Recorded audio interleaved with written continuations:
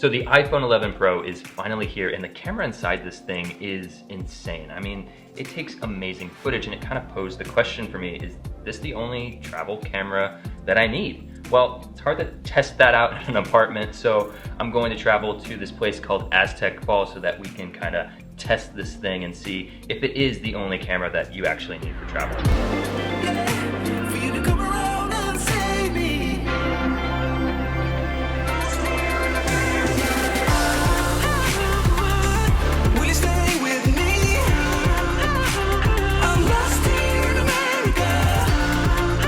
Alrighty guys, so about 2 miles in that direction is Aztec Falls. We've never really been out here, but that's kind of the adventure of it. So we're going to test the iPhone 11 Pro to see if it's truly the best travel camera out there. Let's go.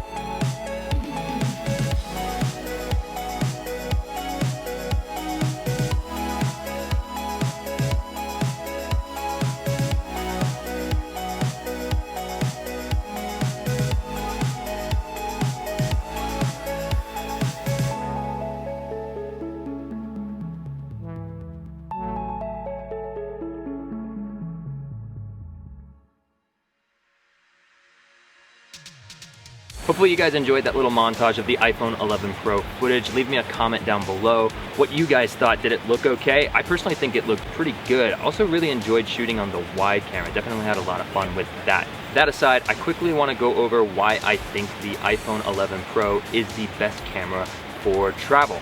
Now let me preface this with, obviously if you're a professional shooter or even want to step up your game, camera is obviously going to be better than the iPhone 11 Pro. However, if you're just the average consumer or just really trying to get into it, this thing does take amazing footage, and it has a lot of other benefits that I kind of want to go over right now. So besides the obvious footage quality, the iPhone 11 Pro is only 0.4 ounces. This thing is really light.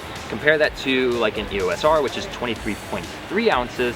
This thing doesn't weigh anything at all practically. You can just slip it right into your pocket. You don't need to carry a backpack full of camera equipment. Additionally, this thing is durable.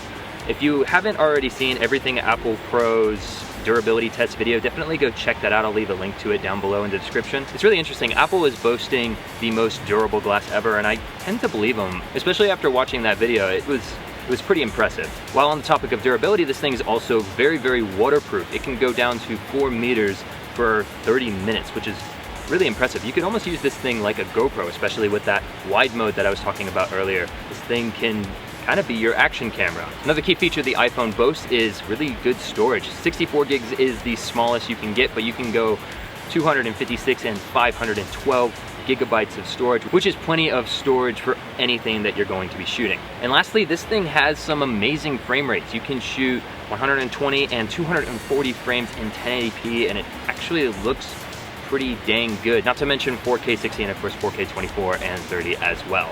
So this iPhone kind of has this all-in-one thing. Not only is it a camera, but it's also a phone, of course.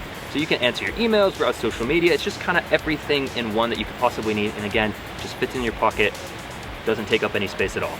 So we had an amazing time at Aztec Falls, really testing the cameras of the iPhone 11 Pro. If you guys enjoyed the video, definitely drop us a like. I figure if you're still here, maybe you enjoyed the videos. Also, kind of on a side note, I have this weird story about how I got the iPhone 11 Pro, this one right here.